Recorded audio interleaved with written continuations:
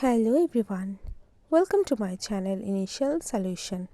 Today in this tutorial I'm going to show you how to find downloads on Android.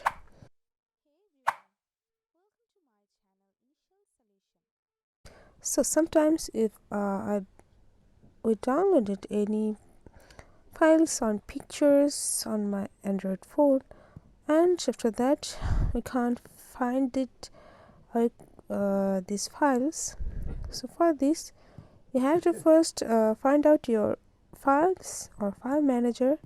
So if I go for my files, and here you can see the download option in this category section. So if I go for this downloads, and you can find all of your downloads items here. So yeah, this is the easy process to find out your any files. If you find this video helpful, then please like, comment and share. Subscribe to our channel and don't forget to hit the bell icon for more videos. Thank you.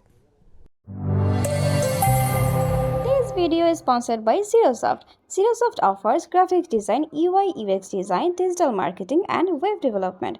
Elevate your brand with Xirosoft today. For more details, check the description box.